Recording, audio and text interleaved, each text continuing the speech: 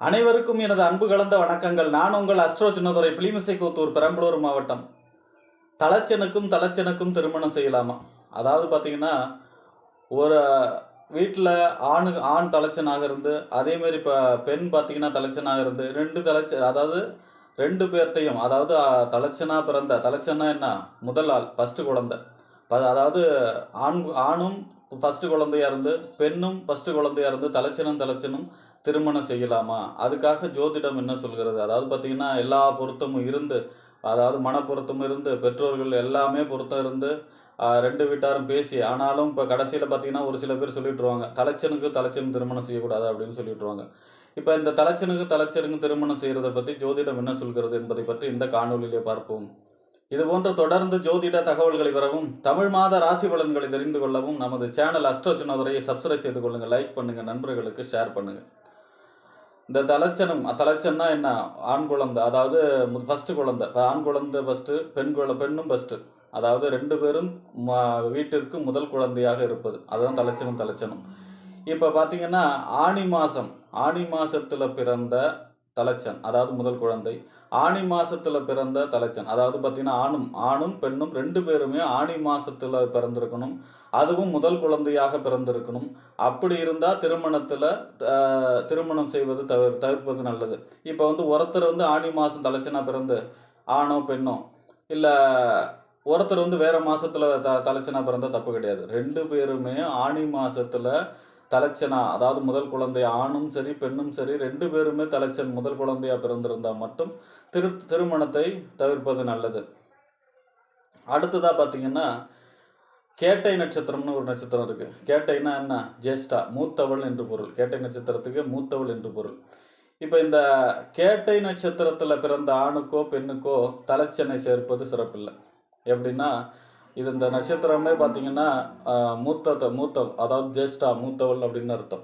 அப்போ அந்த கேட்டை நட்சத்திரத்தில் ஆணோ பெண்ணோ பிறந்து, அவங்களுக்கு வேறு நட்சத்திரத்தில் ஆணோ பெண்ணோ அவங்களுக்கு வீட்டுக்கு முதல் குழந்தையாக இருந்து, இதுவும் அதாவது கேட்டை நட்சத்திரத்தில் பிறந்த முதல் குழந்தை, வேறு தலைச்சன் வேறு வீட்டில் வேறு நட்சத்திரத்தில் இருந்து முதல் குழந்தை ஆணோ பெண்ணோ இருந்தாலும் சரி தவிர்ப்பது நல்லது. இதுவே கேட்டை நட்சத்திரத்தில் பிறந்த இளையவங்களாக இருந்தால் எந்த பிரச்சனையும் கிடையாது. கேட்டை நட்சத்திரத்தில் பிறந்த முதல் குழந்தையாக இருந்தால் மட்டும்தான் அந்த தலைச்சன்கிற கான்செப்டை எடுக்கணும். அங்கேயும் தலைச்சனாக இருக்கக்கூடாது. அங்கே ரெண்டாவது குழந்தை மூணாவது குழந்தை இருந்தால் தப்பு கிடையாது, அதாவது ஆணோ பெண்ணோ.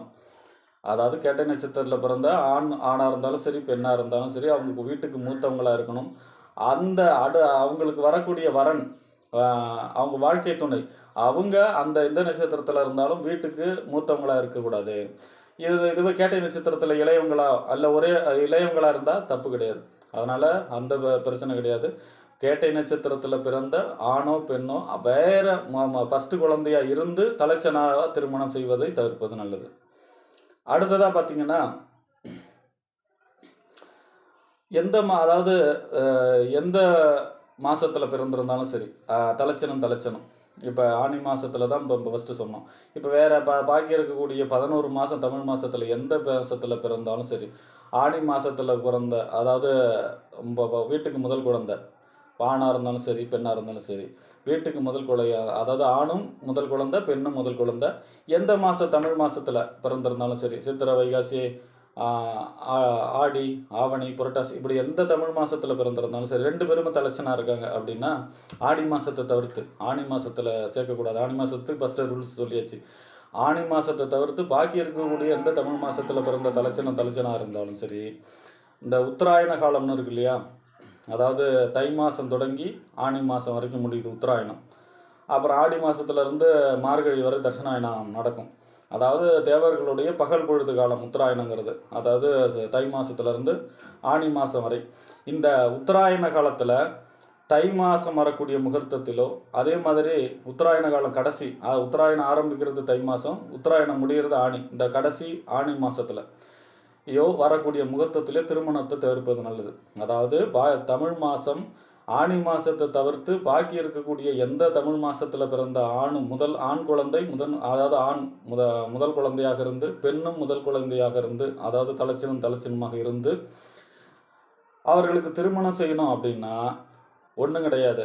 உத்தராயண காலம் என்று சொல்லக்கூடிய தை மாதம் முதல் ஆனி மாதம் வரை உள்ள இந்த தை மாதம் உத்தராயணம் ஃபஸ்ட்டு, அதாவது உத்தராயணத்துடைய முதல் மாதம் தை மாதமும் உத்தராயணத்துடைய கடைசி மாதம் ஆனி மாதம், இந்த 2 மாதத்துலேயும் வரக்கூடிய முகூர்த்தத்தில் திருமணம் செய்யாமல் பாக்கி இருக்கக்கூடிய மாதத்தில் திருமணம் செஞ்சால் தப்பு கிடையாது.